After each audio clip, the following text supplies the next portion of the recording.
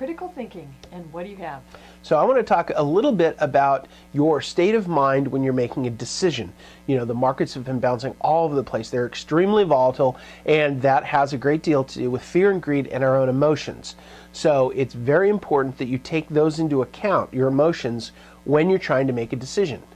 And you've said that panic isn't really a good time to take action. Absolutely. So plan ahead. That's right. We talked about this last week. You know, the idea of planning, which I profess quite often, is that you should be planning ahead and have contingencies in your plan so that when troubled volatility and bad times come, you know what you're supposed to be doing or what you've planned to do, and you made that plan in a state of mind that was relaxed and calm and was thinking objectively.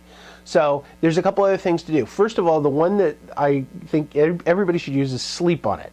Your state of mind, no matter what it was, in the morning when you wake up and think about it, will be different. And that whole reset of sleep can change your perspective. So everything you have to do that's a big decision. If you can't sleep on it, try to not make the decision until you can sleep on it. Another thing is you can just pretend that things are different. Think about the situation and think of it occurred in a different way. You know, I do this sometimes in golf. So I get my score, and I was playing really well, and now I'm not playing so well. I look at my score, and it's, you know, whatever it is, and I think to myself, well, how come I feel so bad? This isn't that bad of a score. I go, well, because the last couple of holes have been bad.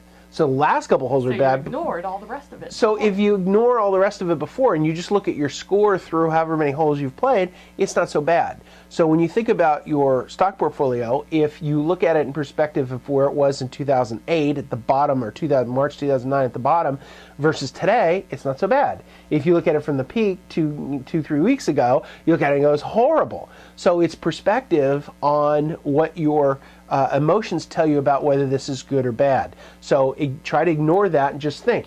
If I had told you in March 2009 that the S&P would be at this level, would you have taken it? Yes. Yes. Definitely. So now how come you're so upset about it, right? So just change. Because I have this, now I'm down here. That's right. So if you just take a little perspective, you make a little bit different decisions.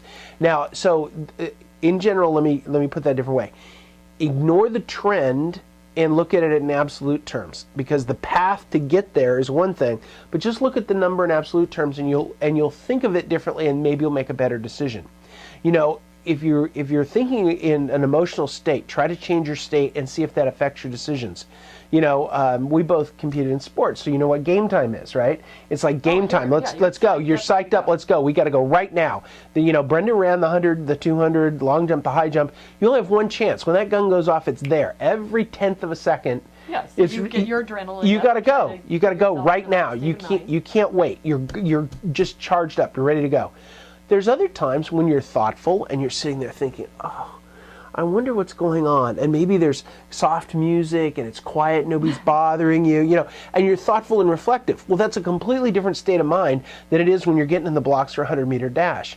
There's other times you're fearful. You look at your portfolio, you look at the online thing, you freak out. It's like, oh my God, you start sweating. Yeah, I do a lot of speeches, and I don't worry about them now. But when you start doing speeches and you start standing up in front of people, you can have panic attacks, literally.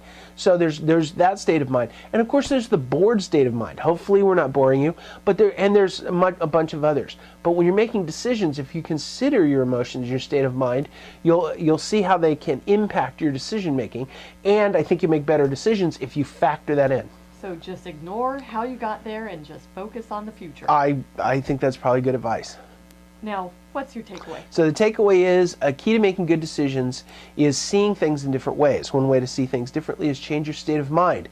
What would you do when you are fearful is often different than what you would do if you're confident.